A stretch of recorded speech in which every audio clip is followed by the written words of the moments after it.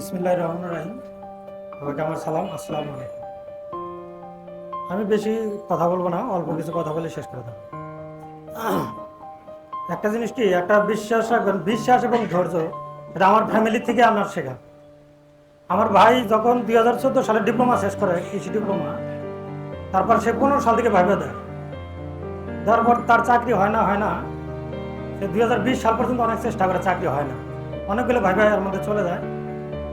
তারপর আমার বাবা ওনাকে ব্যবসা তো শুরু করে দেয়, সে চাকরি বাদ দিয়ে আমার বাবা ওনাকে এত করার কারণে ব্যবসা শুরু করে দেয়।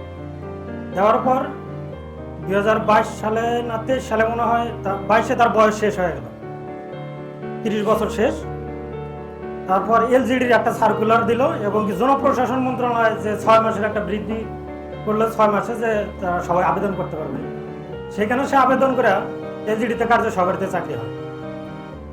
কিন্তু এর মধ্যে তার ছেলে মানুষ, তো বিয়ের ব্যাপার অনেকে, কিন্তু তার বিশ্বাস ছিল যে তার একটা সময় চাকরি হবে। বয়স শেষ হওয়া যাওয়ার পর আল্লাহ যখন রিজিকে রাখে, আসলে বলা যায় না যে কার রিজিকে যেভাবেই হোক তা আসে আর কি।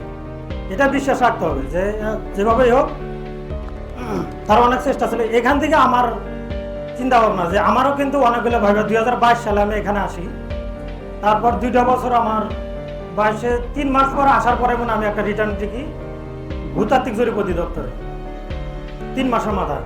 এবং এই 3 মাস হাফিজ স্যার এবং সায়েন্স স্যারের ক্লাস আমি একটানা করতাম। আমার ম্যাথ অনেক জায়গায় পরীক্ষা দিয়েছি এর আগে, কিন্তু শুধু একটা করে ম্যাথ ভুল যায় না, 2টা করে ম্যাথ ভুল যায়। কিন্তু হাফিজ স্যারের ক্লাস যখন আমি একটানা করি, তখন থেকে এই যে আমার অক্টোবরে 22 সাল থেকে রিটার্ন থেকে শুরু করলাম, তারপর থেকে আমার কখনো ম্যাথ ভুল হয় না, এবং ম্যাথ যেটাতে ভুল হয় না সেটাতে আমার ইনশাল্লাহ রেজাল্ট আসে। তাই আমি চাচ্ছি যে আপনারা যখন ক্লাস করবেন, একটা জিনিস সবচেয়ে বেশি মনে রাখবেন যে যে জিনিসটা শিখবেন ওই জিনিসটা ক্লিয়ার কনসেপ্ট শিখবেন, যে আবসা আবসা শিখবেন, দেখবেন যে অর্ধেক করছেন আর অর্ধেক যা ভুলে গেছেন, এই জিনিসটা যেন না থাকে।